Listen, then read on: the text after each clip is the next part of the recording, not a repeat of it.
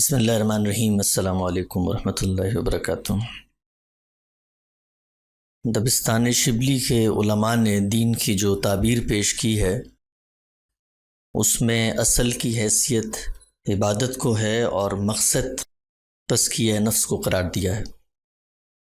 ہمارے ہاں مذہب پر غور و فکر کی جو بھی روایات وجود پذیر ہوئی ہیں اس غور و فکر کے مقصد کے حوالے سے امت میں متعدد اختلافات رہے ہیں۔ اس مدرسہ فکر کے اصحاب علم نے قرآن مجید پر غور و تدبر کے بعد اس راز کو دریافت کیا کہ اللہ تعالیٰ نے ہمیں اس دنیا میں کیوں بھیجا ہے۔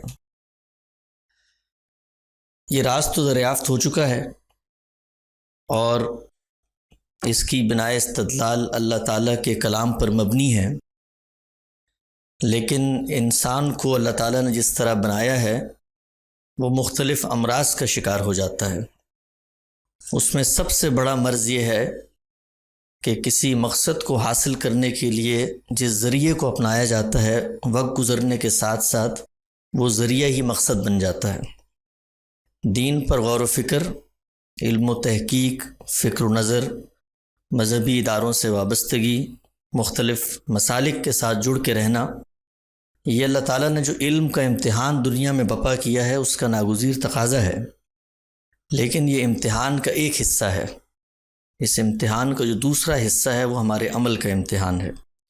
اللہ تعالیٰ نے قرآن مجید میں ارشاد فرمایا ہے وَلَقَدْ جِئْتُمُونَ فُرَادَىٰ كَمَا خَلَقْنَاكُمْ أَوَّلَ مَرَّةٍ، تم سب نے میری بارگاہ میں اکیلے اکیلے حاضر ہونا ہے۔ وہاں پر ہم کسی گروہی تعصب، کسی مسلکی شناخت، کسی بھی مذہبی تعبیر کے نمائندے کی حیثیت سے نہیں جائیں گے۔ وہاں پر جس طریقے سے ہم دنیا میں اکیلے آئے تھے بالکل اسی طریقے سے دوبارہ اللہ کے حضور اس کی بارگاہ میں پیش ہو جائیں گے۔ تو جس وقت ہم اس کی بارگاہ میں پیش ہوں گے تو جو مقصد تھا دین کا اس کو ہم نے پورا کیا یا نہیں کیا اس پر سوال و جواب ہوگا۔ جس طرح کہ میں نے عرض کیا کہ انسانی شخصیت کے بڑے امراض میں سے یہ مرض ہے کہ جس وقت وہ ایک مقصد کو پورا کرتا ہے تو دوسرے مقصد کو پورا کرنے میں جو رکاوٹیں ہیں اس کو وہ کمپرومائز کر دیتا ہے۔ اللہ تعالیٰ نے اس دنیا میں ختم نبوت سے پہلے جو اسکیم پیدا کی کہ وہ قوموں کا انتخاب کرے گا اور اللہ کے پیغمبر آنا بند ہو جائیں گے تو وہ قومیں اللہ کا پیغام دنیا میں پہنچائیں گی، ان قوموں کا بھی سب سے بڑا مرض قرآن مجید بتاتا ہے کہ یہی تھا کہ ان کو جو ذمہ داری دی گئی تھی اس ذمہ داری کا ناگزیر تقاضا تھا کہ وہ اپنا تزکیہ کریں، اپنے آپ کو پاکیزہ کریں، اللہ کی منشا کو جانیں، اس کی خواہش کو دریافت کریں اور تقرب اللہ جو اصل ہے دین کی اس میں سرگرداں رہیں۔ لیکن جو ذمہ داری ان کو دی گئی اس ذمہ داری ہی کو انہوں نے اصل سمجھ لیا اور جو مقصود تھا اس کو فراموش کر بیٹھے۔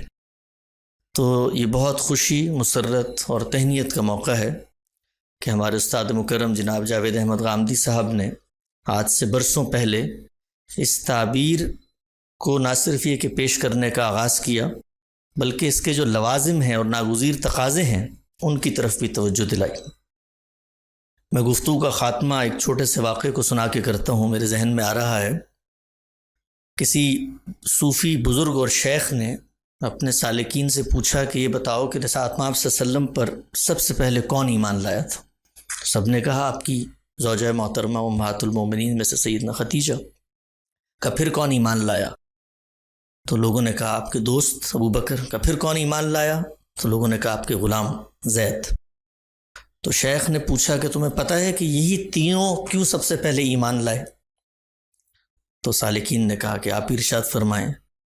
تو انہوں نے کہا کہ دیکھو اس میں پہلی بیوی ہے جو انسان کی خلوت و جلوت کی ساتھی ہوتی ہے، اندر و باہر کی رازداں ہوتی ہے، جس سے کوئی بھی چیز، کوئی بھی عیب، کوئی بھی صلاحیت مخفی نہیں ہوتی۔ اس کے بعد دوست، وہ دوست جس کے ساتھ بے تکلفی کے سارے لمحات بسر ہوتے ہیں، جس کے ساتھ پردہ اور حجاب کچھ نہیں ہوتا، جو آپ کے اندر باہر سفر و حضر کا امین ہوتا ہے اور خلوت و جلوت کا ساتھی ہوتا ہے۔